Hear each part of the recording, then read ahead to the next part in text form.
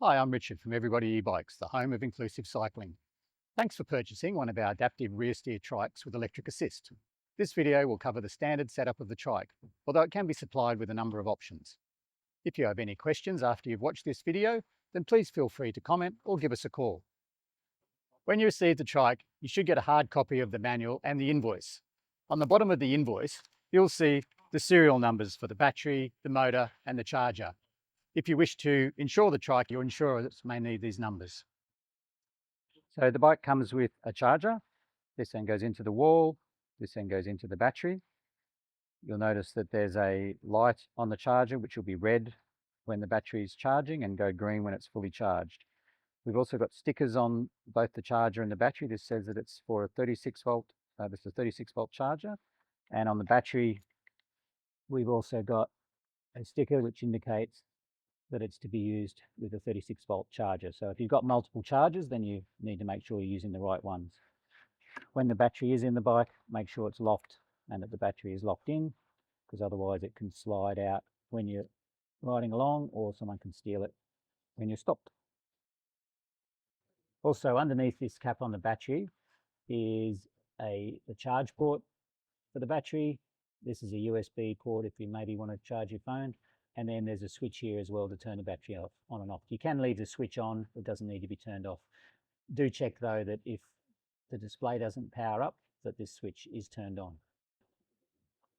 Power up the bike, press and hold the middle button, and you'll see that we get this error 25. Don't panic, that's just because the handbrake is on the brake. Release the brake and the main screen comes up.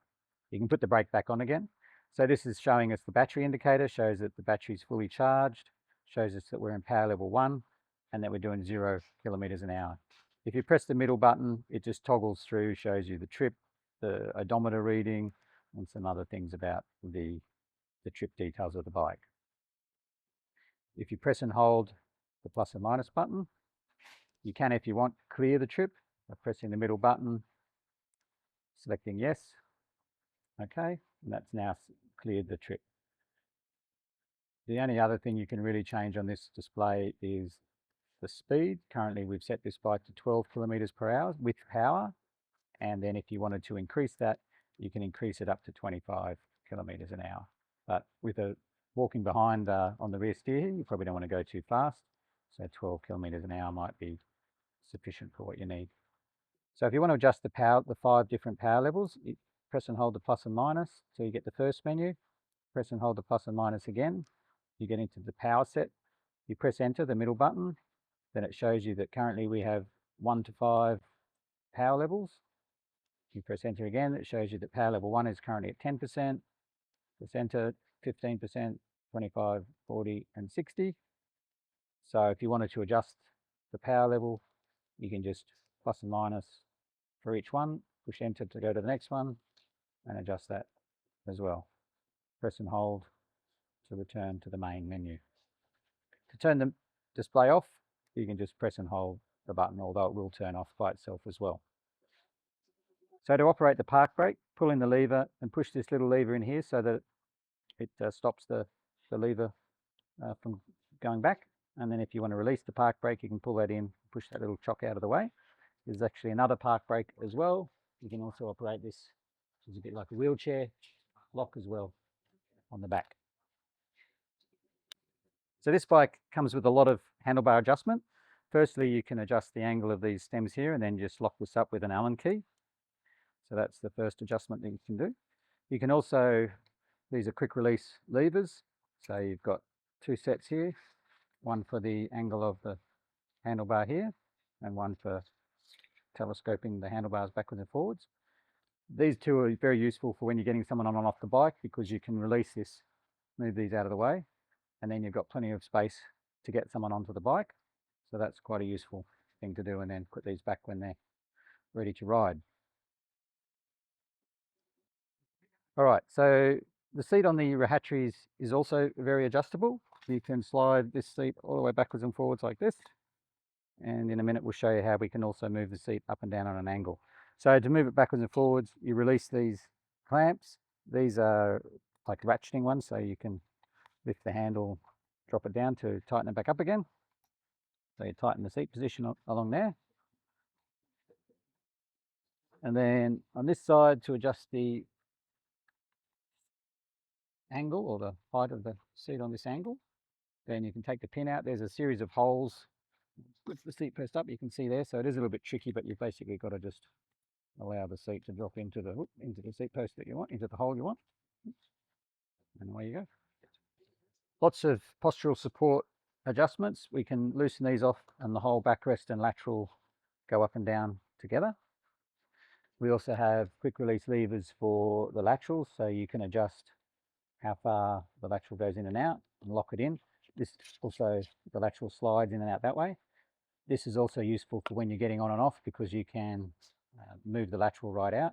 If you really want to get carried away, you can also just pull this out completely and the person can have a nice clear access to get onto the bike.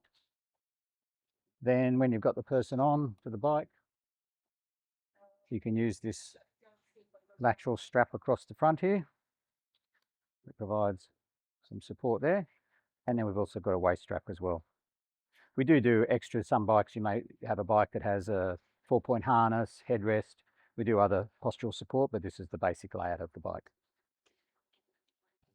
So these are the standard pedals that we put on. We do have other pedal options as well. These ones, you just get the person on, undo both straps when they're on, speed this through here, and tighten it around there like that. And then this one goes like this. These pedals can also be moved. You'll see there's slots here on the plates. There's nuts underneath. You can undo those nuts and allow the pedals to go in and out if someone's got a bigger foot. We also have fitted on this bike what's called a foot leveler. So that's this string here that attaches around by this pulley. That just keeps the pedals horizontal while the person's riding. We don't always have a foot leveler, but this one has it. So this bike is fitted with a throttle on the rear steer here. So that allows the parent or carer on the back of the bike to use the throttle rather than having to manually push the bike. They can just use the throttle to make the bike move along. So this bike is fitted with what we call a fixed free changeover hub. That is this gear here. It comes with a pin, and the pin is moved from this position here to this position in here, depending on whether you're in fixed gear or freewheel, and I'll show you that in a minute. So to put the pin into this place, the best way to do that is to just put the pin in there like that and just put some pressure against it with your finger, rotate the pedals backwards, and then you'll get to the point where the hole is and it clicks in easily when it's inside. Then pull the pin out and put it over here. So in fixed gear, what this means is the pedals are connected to the axle, if you like, to the wheels. So whenever you move the bike, whether you move it backwards or forwards, the pedals are moving with the bike. If you've got the throttle, then you can be using the throttle to just propel the bike along. And what this means is that when the rider, maybe the rider can't really pedal, doesn't have the ability to pedal independently, then you can be moving the bike along and they're getting pedaled by the bike. So they're getting the action of the pedaling. If you want to give them a rest, you might have had a big long session and you now want to give them a rest from having to pedal, put the pin into the freewheel position, and now when I push the bike, the pedals don't go round. So you can see they could have a rest. The other thing that you can do when you've got the bike in freewheel mode is that if the person can pedal independently, so they have to be able to push one leg and then the other leg, and then they can get the pedals to work, then the power will kick in based on them pedaling, just like a standard electric bike. The power will kick in at the level that you've got selected on the display. So that means that a pretty heavy bike like this can be ridden along grass, up hills, with the person pedaling and not having to put a lot of effort into the pedaling. So that's the advantage of freewheel. Make sure the tyres are pumped up to around 35 psi. The tyre pressure is also shown on the side wall of the tyre. Let us know if you have any comments. If this has helped you understand how to operate the trike, now it's time to go out and ride.